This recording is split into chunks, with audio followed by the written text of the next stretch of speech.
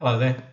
I'd like to introduce you to a tool we use here at PostureFit. It's called Footscan, and it's a force plate. So it's a mat that sits on the floor that's attached to a computer and has got some analytical software attached to that.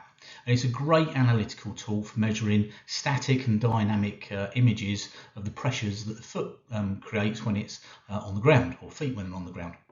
But I think sometimes the data that we see can be a little bit misleading if we haven't got a really good understanding of foot function and potential foot function.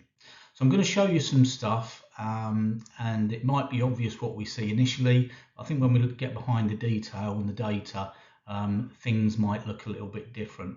So these 3 feet here that we've got in front of us, there's a foot here which we might regard as being a flat foot because there's a lot of surface contact on the ground, and then at the other end of the extreme, extreme, we've got what we might regard as a high arch foot because there's very little contact in the ground, and we might regard this as being fairly neutral foot because we've got an arch appearing, but there's still some contact. There is some other information on this. These images as well. There's a little line, a little dotted line. It's not so obvious to see, but it's there, and that shows us the center of mass, the center of gravity as our body passes over the top of that foot. So essentially, imagine it being the path or the journey of the belly button traveling over the top of that foot as the foot goes through its cycle on the ground as we walk.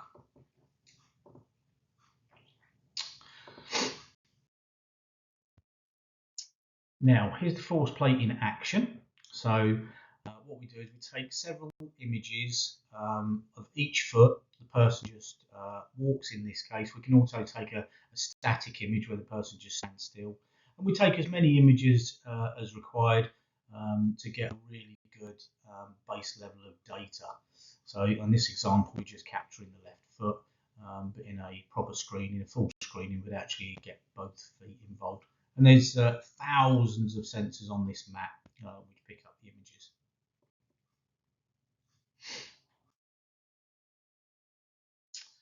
So just to give you a bit of background, in terms of the model that I follow for the Gait cycle, it's this model here. This is Gary Ward's flow motion model, and it's based on previous people's work on the way the foot works in terms of its ground contact and the path that this center of mass takes. So we've got 5 phases the foot goes through, and this image here is from Gary's book, What the Foot? Well worth a read. I'd highly recommend that you go out and purchase it.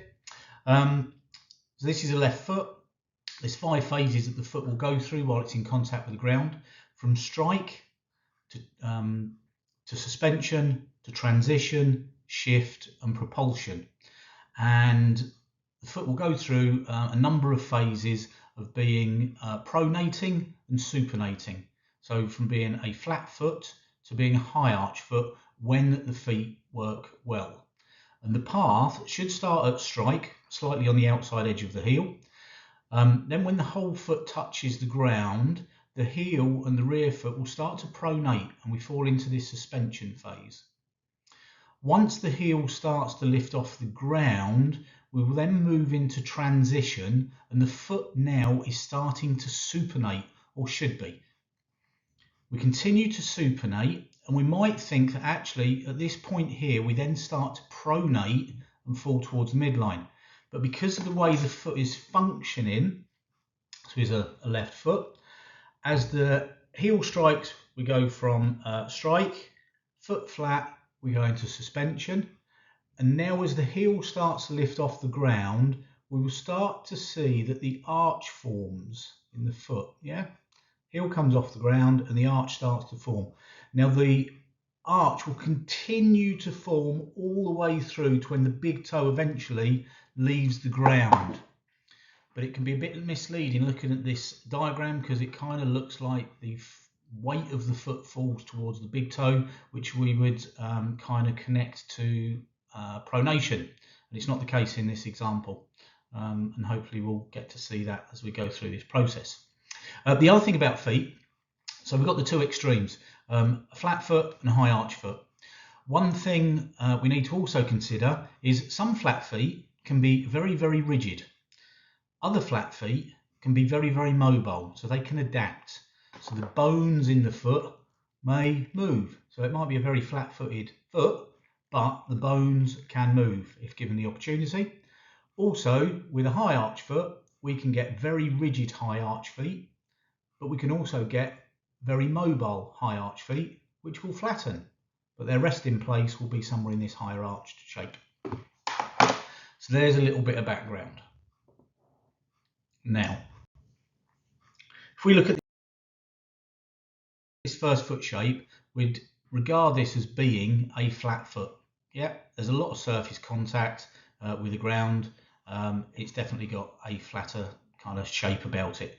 But if we look at the centre of mass, the direction of travel of this line, what we're not seeing is that line go into a pronated position.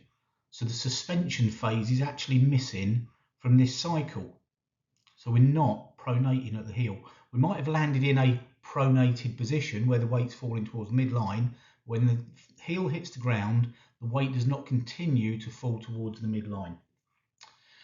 The line is then very straight, so it looks like this actual, the rear foot of this foot is actually quite stiff and not moving very much. But then when we get to the front of the foot and the weight shifting forward, so at this point here, the heel is now going to be off the ground. This foot is actually supinating because the weight is shifting towards the midline, towards the outside edge of the foot, left of the midline. And we know that that is a supinating movement. We're not seeing pressure on the, or too much pressure, or the line of travel through the ball of the big toe and the big toe.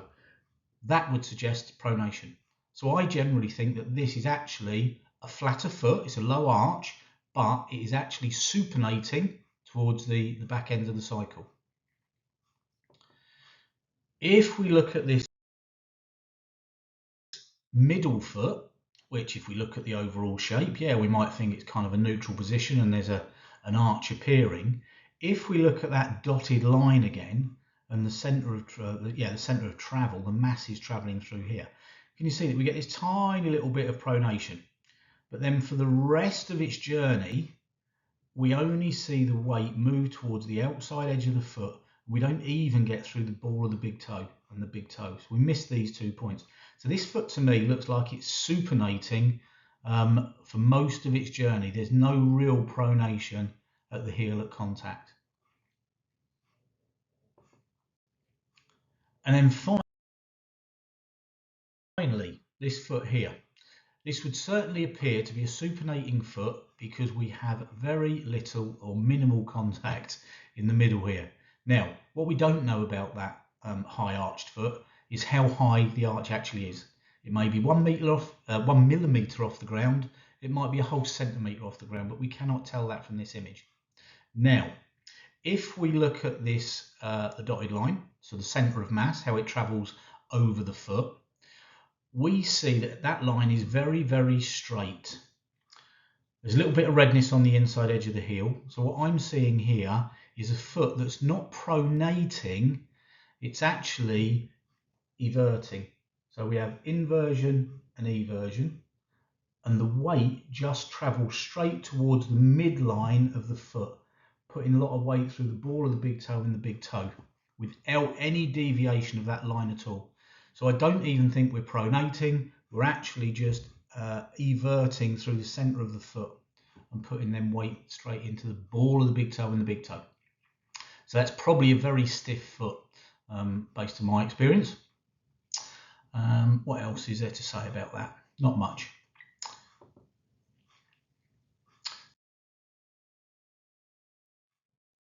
So if you found that interesting and it's got you thinking about your own feet, flat feet or high arched feet, and you'd like to learn more, either to do with pain or performance, then why not get in contact with us in the contact details below.